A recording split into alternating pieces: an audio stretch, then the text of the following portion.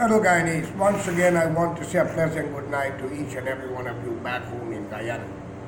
As you might be aware, that every time you see me on the set is to speak about our political heritage, where we came from, where we are heading, and what will be the future of our generation to come if we are fortunate enough. Many people said to me, George Correa, give us a solution. We don't want to hear about the past. But I will not call people hypocrites. I will just say they are absent-minded. Because you can tell me about Muhammad and Jesus, Moses, Ram, and Sita.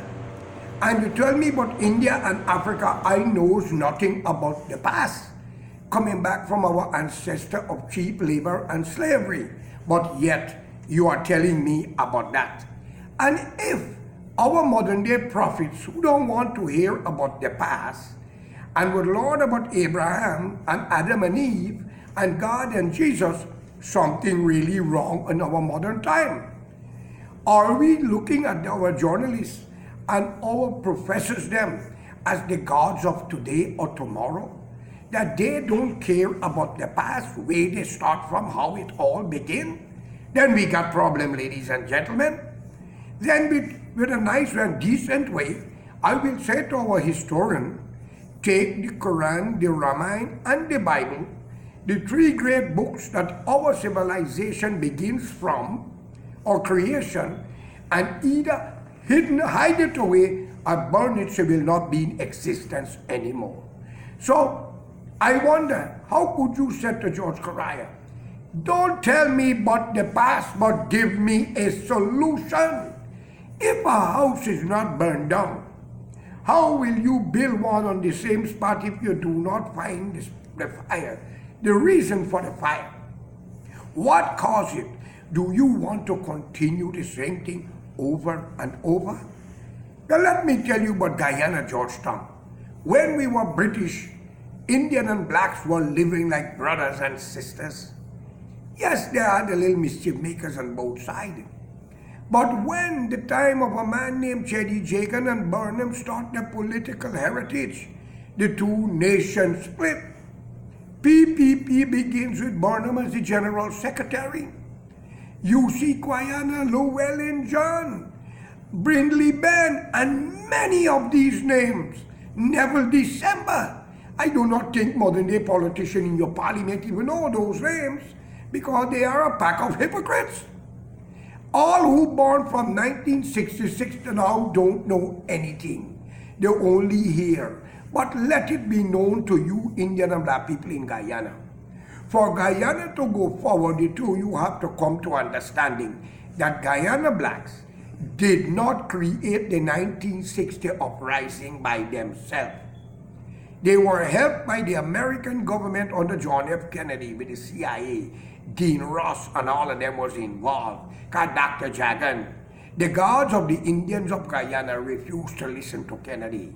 He had wanted $40 million to the development of Guyana, and he was fighting for independence at the same time. Kennedy spoke to him. He told Kennedy, you can stop the clock, but you cannot stop communism. We have UC Quayana, who was Sidney King. We have Hamilton Green. We got the Ramkaran brothers, and many more still alive. Ask them what happened. Guyana blacks did not start the uprising. Queen Elizabeth's sister, Princess Margaret, visited Guyana in the late 60s. And she left the Thursday night. And the Friday, the fire started and the killing. Mackenzie. Many young Indian girls were teared to pieces. Bottle was pushing in the private parts. Black people had done it to the Indian. Ask them, tell the Correa tell you that. These blacks came from the island. They were called Palawala or Highlanders. They were financed by government of the United States, a union. $10 million, it's alleged, was spent US at those days. And those black people were living in Haituni and a place named Madhya. Some was in Pleasance and Buxton, then Amstel, and a couple other areas between these and black people. But yet Guyana black didn't fall for it. They had done a little riot and looting. But they were not the one that started the problem. It was the Highlanders as Palawala who came from the Caribbean island, and I will not name it because it should be a time for revenge those islands back, because any country that sent its citizen to destroy another man's country committed a crime against a nation, and they must answer it back. I don't care who they're backing them. But if you look into Haituni and Maja, and maybe Robert Carbin might be the offspring of one of them family who create the problem. As I say, it could be alleged. But it wasn't Guyanese blacks, because you hear Indian talk of great black neighbors. It was like their mother. They were fortunate. Even I myself grew up with a black woman and a man. Decent, honorable human being. And I hear blacks spoke about their good Indian neighbors. But Jagan and Burnham split to get Guyana independence. It was a game, ladies and gentlemen, that Burnham agreed with Jagan. He keep PPPB, which is Burnham, and Jagan was PPPJ. Then they changed to PNC.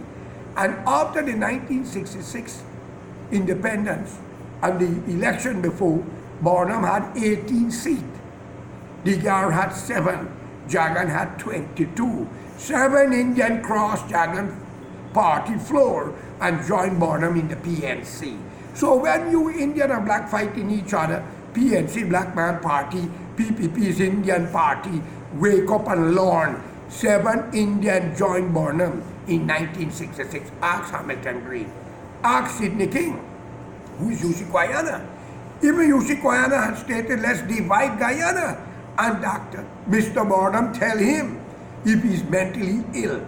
And they break away after a little while, and he formed his own group, party, called the Working People Alliance. So all these people were together. Why you stupid Indian and black people fighting one another for these corrupt politicians? The Ebony magazine claimed Burnham was one of the second or third richest black man in the 70s.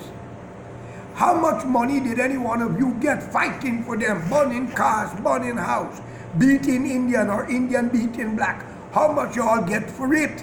Some of you lose your life wastefully. Your daughters and granddaughters become whores. Your son being gunned down for theft and even murder in the prison by the same people you fight to elect. Are you people not waking up to understand that your own has used and abused your authority and take your kindness and defeat you with it? Think of it. I call upon you. Now, let's work together for humanity. Let's put those differences aside. Hold these politicians accountable and unite. It's only the two of you race got that problem. The Chinese not fighting. The Portuguese not fighting. The Douglas is between. But y'all are too arrogant. Indian know too much, see too much, hear too much, talks too much, and they always love to gossip. You blacks so quick to get into violence, ready to flare and burn and kill. That is not the answer, man. Let's unite. Let's have intermarriage. Let's work together for a common goal and hold our political officials accountable for crime they had committed against us. Because they have divided the country to rule. Their wife and children go to the outside hospital in foreign land and drive fancy car, have fancy clothes, and the dogs in their yard eat better than you who are fighting for them. Where does it put you all, man? Answer me. So I call upon our historian and all who are saying, give me a solution. If there was not a problem, you would never decide to find a solution. If there is not a sore, you wouldn't look for a cure. If there is not TB, you would not look for an antidote to get rid of it. So my learned gentlemen, I am not insulting your intelligence or your integrity. Maybe you are nearsighted, farsighted, or maybe you're not thinking right, but I wouldn't say you're drunk, because when you get sober, you'll wake up in your own shit. So therefore, let's unite and put Guyana together. We cannot go forward, build a house on a weak foundation. So think, in the name of God, I call upon all Guyanese. Let's work together and put Guyana forward. If David Granger